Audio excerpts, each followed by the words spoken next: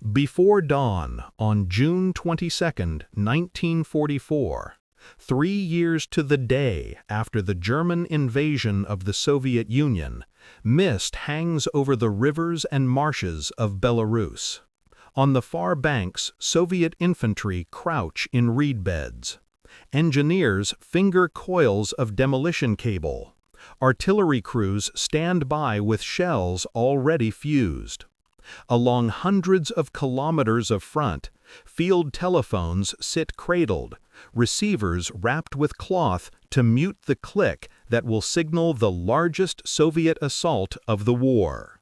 The code name is Bagration, after an 1812 hero of the Imperial Russian Army. The symbolism is deliberate, but what follows is not a gesture to the past. It is a modern, synchronized attack. Artillery, mathematics, logistics, deception, and air power woven into a single, crushing movement. Across the line, Army Group Center, Heeresgruppe Mitte, holds the central sector of the Eastern Front. Its divisions defend the cities of Vitebsk, Orsha, Mogilev, and Bobruisk, and the road to Minsk beyond. On maps in the German headquarters, the front looks straight and strong. In foxholes, it feels exhausted and thin. At precisely 0500, the silence shatters. A rolling wall of fire, thousands of barrels, begins to walk across the German positions. Rockets hiss and unravel in white arcs. Mortars thud in dense clusters. The barrage is precise and brief, measured in seconds rather than minutes.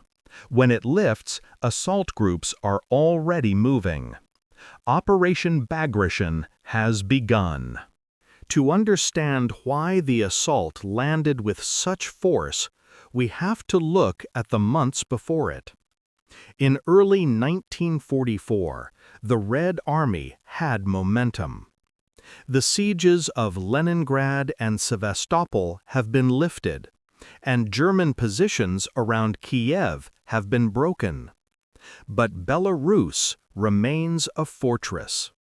The forests, rivers, and swamps give cover to defenders and choke attackers. For 2 years, this ground has been mined, wired, and registered by German guns. The Soviet answer is not simply more men and machines, though there will be many. It is an organization. 4 massive fronts, the Soviet term for Army Group level commands, will strike. The First Baltic Front under Ivan Bagramyan in the north. The Third Belarusian Front under Ivan Chernyakhovsky, the Second Belarusian Front under Georgy Zakharov, and the First Belarusian Front under Konstantin Rokossovsky in the south. Over them, Stavka, the Soviet High Command, coordinates the operation through Georgy Zhukov and Alexander Vasilevsky.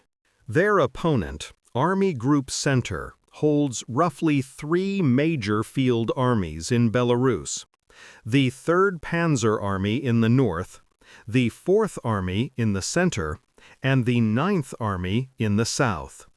Its commander is Field Marshal Ernst Busch.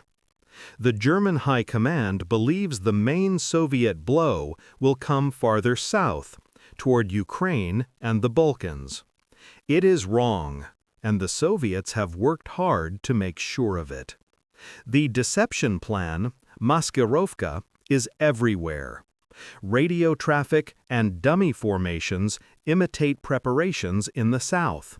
Bridges appear overnight where no crossing is planned, while engineers quietly reinforce the ones that matter. Partisan detachments in Belarus, tens of thousands of irregulars, work to sever rail lines and bridges, isolating the front from its supplies just as the assault begins. In the week of the attack, they blow track across the rear areas in coordinated waves. These actions cannot stop a train permanently, They can delay it just long enough to matter. The Soviet plan is bold but not reckless. Rather than aim at a single breakthrough, each front will attack a specific German army with its own operational goal: encircle, smash, and keep moving west. If one pincer sticks, another keeps going. The design assumes friction and builds momentum around it. In the south, Rokossovsky faces an infamous choice. Stavka initially orders a single main blow toward Bobruisk across the Pripyat marshes. Rokossovsky argues, calmly but firmly, for two simultaneous breakthroughs instead, to encircle Ninth Army from both sides. It is risky. It also means committing forces through terrain that German planners consider impassable. He prevails. The decision will shape the battle. The first shock falls in the north, toward Vitebsk and Orsha. Bagramyan's first Baltic front pushes against German positions around the Dwina River. Chernyakhovsky's third Belarusian front hammers the fortified line east of Orsha, where the German Panther position, deep bunkers and interconnected trenches, has been prepared for a long defense. Here, Soviet artillery fire is carefully layered. Heavy guns rip open strongpoints. Mortars isolate trenches. Katyusha rocket salvos drown out command posts and communications nodes. Assault groups of infantry, sappers in front, submachine gunners close behind, punch through at narrow points, then widen the gap with flamethrowers and grenades.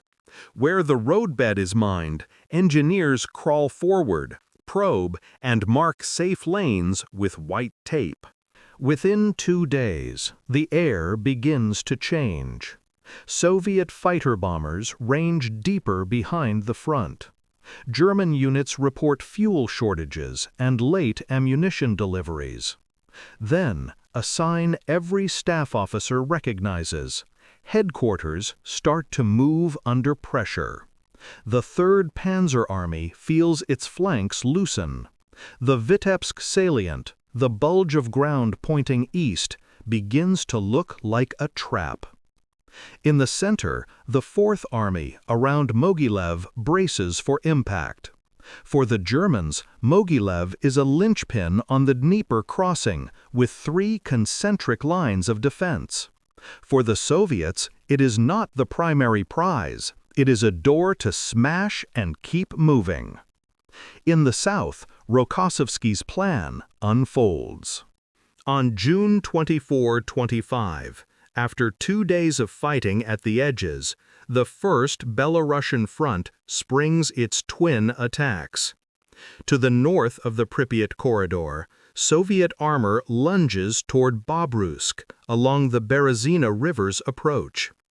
To the south, infantry and tank brigades push into the marshes, places German doctrine has treated as natural barriers. What should be a clog becomes a funnel. Engineers carry timber to lay in the mud. Tanks tow logs. Infantry ride the decks. The Germans are caught calculating for one axis and are hit by 2. By June 27, the Bobruisk pocket is closing. Elements of the German Ninth Army are encircled, their escape routes zeroed by artillery. Smoke over the forests hangs in layers. Survivors will later describe the roar of Katyusha barrages as if the air itself were tearing. Those who break out will leave most of their heavy equipment behind. At the same moment, further north, the battles around Vitebsk and Orsha reach decision.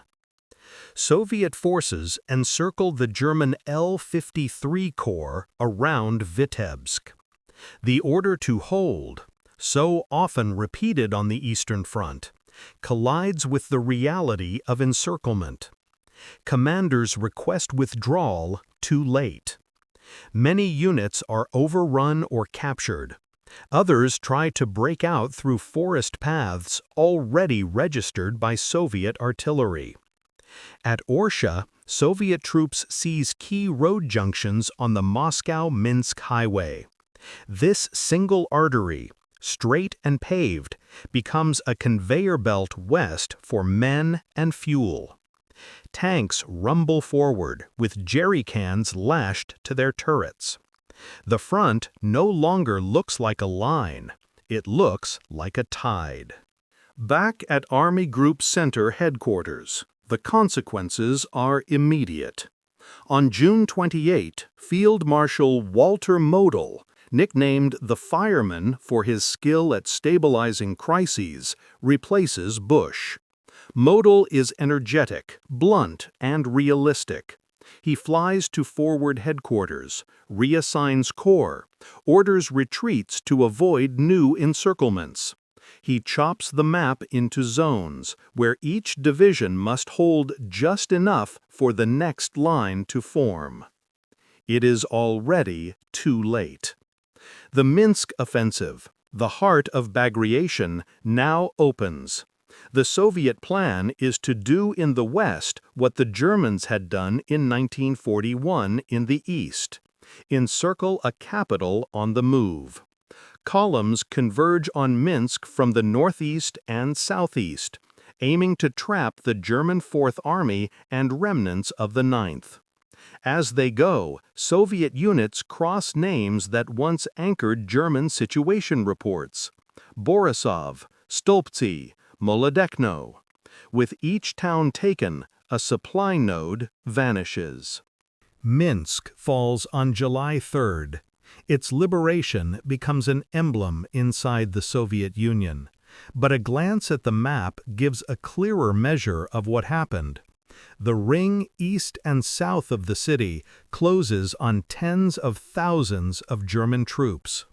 Photographs in the days after show lines of prisoners marching along roads they had defended the week before. Many are stunned into quiet. Others argue about who gave which order when. In hindsight, historians count the German formations effectively destroyed, not just battered, but gone as fighting organizations. Numbers here are contested. Wartime reporting and later archival reconciliations diverge. A cautious range, supported by most scholarship, suggests that German casualties during Operation Bagration, killed, wounded, captured, reached several 100,000, with dozens of divisions broken or annihilated. Soviet losses were also heavy, likely in the high hundreds of thousands when you combine killed, wounded, and missing across the 2 months of operations. The exact figures vary by study. What does not vary is the scale. The center of the German Eastern Front had been torn out. And the advance does not stop. After Minsk, the operation continues as a series of rapid offensives. The Vilnius-Kaunas push in the north, the Baranovichi-Bialystok drive in the center, and deep reconnaissance thrusts toward the Narev and the Vistula in the south. Each move forces the model to abandon prepared lines in favor of new ones farther west. Soviet armored and mechanized corps exploit gaps, racing to bridges before they can be blown. In places where engineers fail to save a crossing, the Red Army brings its own. Pontoon components hauled forward behind leading infantry. Ferries assembled under fire. Riverbanks converted into marshalling yards for rubber boats and assault craft. On July 13th, Soviet forces encircle Vilnius. German units attempt a breakout, spearheaded by tanks and assault guns, but the city falls. Kaunas follows in early August. On the southern wing, Rokossovsky's armies push toward the Bug and the Polish borderlands, linking Bagration with simultaneous offensives by the First Ukrainian Front farther south. By mid-August, some Soviet spearheads reach the Vistula. Others dig in along the Narev. The official end of Operation Bagration is usually dated in the third week of August, after the capture of Konus and the stabilization of the new front. From the perspective of a soldier, these weeks blur. A Soviet rifleman remembers collapsing behind a hedgerow, with the motor pools still rumbling past. A German artilleryman describes a sky where the Soviet air forces appear by the dozen, then the score, hunting columns by dust plumes. Belarusian civilians, many of them already scarred by years of occupation and reprisal, watch the front pass through their villages twice in one summer, each time leaving wreckage and graves. The human terrain shifts too. As the front recedes west, partisan detachments emerge from forests and swamps, and, in some places, are folded directly into the Red Army. Field hospitals are overwhelmed. Railheads become triage lines.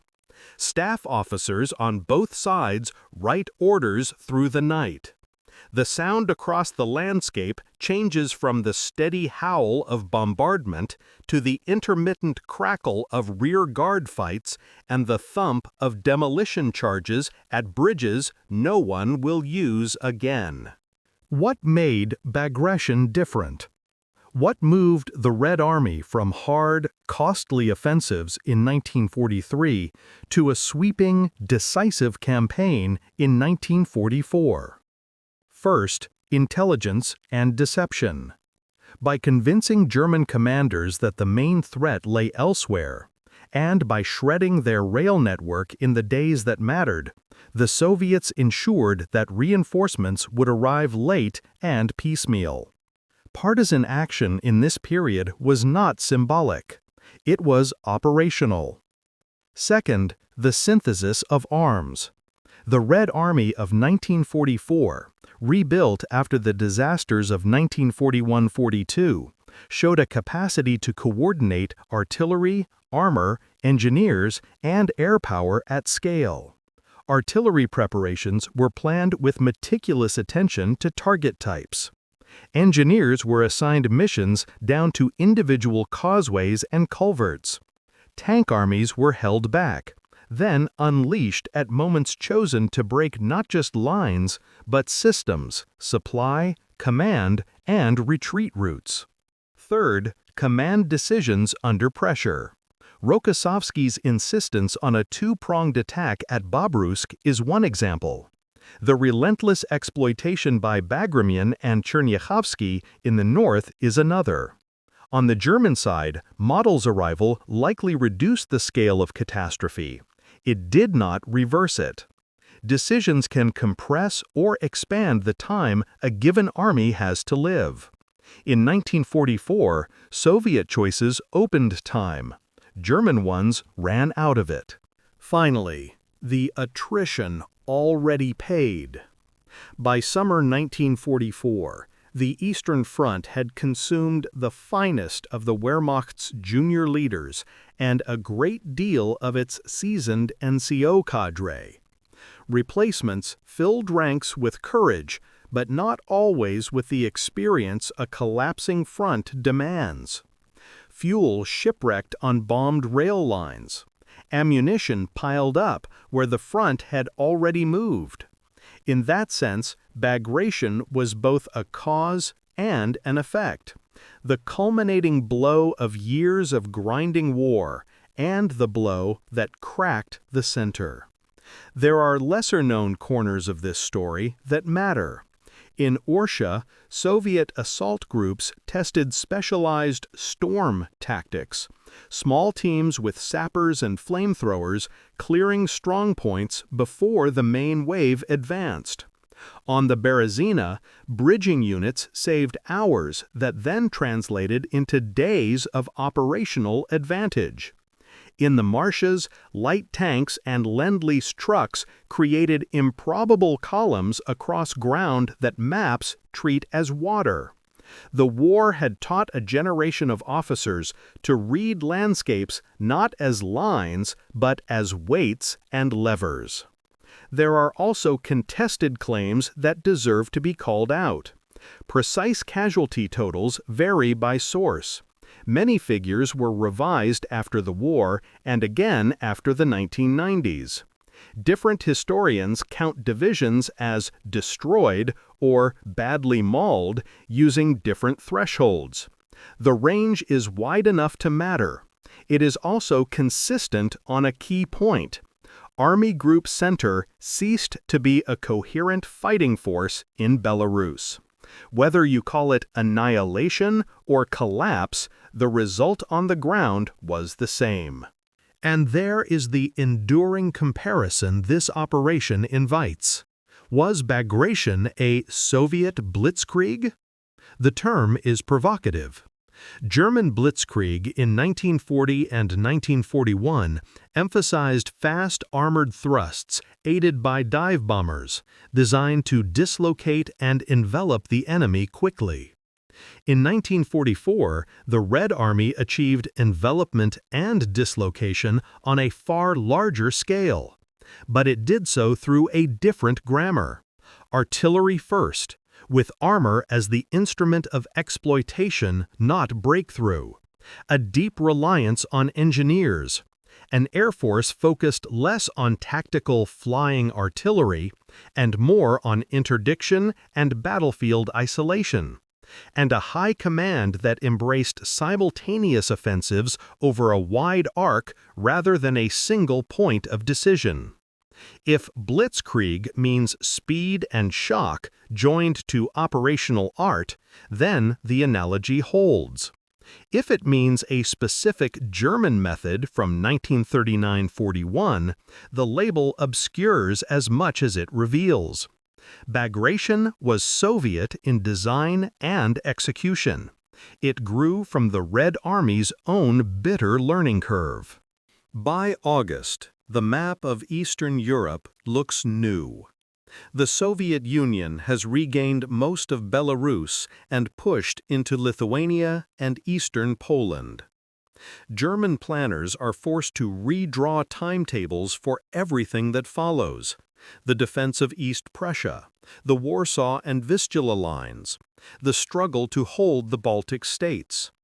Some of these choices become tragedies of their own, outside our story here, but born of its momentum. For those who fought, the images that remain are smaller than the arrows on a staff map.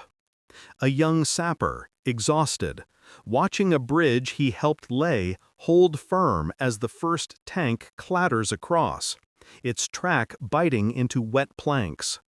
A Belarusian mother searching the edges of a freshly emptied trench for a sign, any sign, that her missing son passed this way, with one army or the other.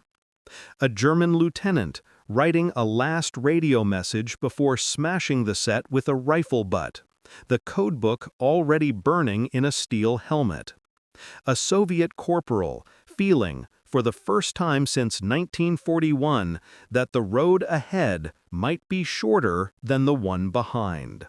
It is tempting to close with triumph or moral judgment.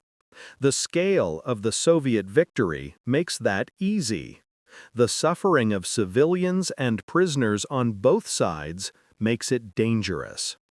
The purpose here is not to glorify or condemn, but to understand. Operation Bagration was a military event with political consequences. It was also an accumulation of human choices under unbearable pressure. When the guns go quiet, the ground keeps the record. Shattered positions around Vitebsk, burned fields near Bobruisk, a ring of foxholes east of Minsk filled with rain. The war will roll on, across rivers with old names, toward cities that will become synonymous with endings. But in the summer of 1944, In the forests and marshes of Belarus, a transformation took place that even contemporaries struggled to describe.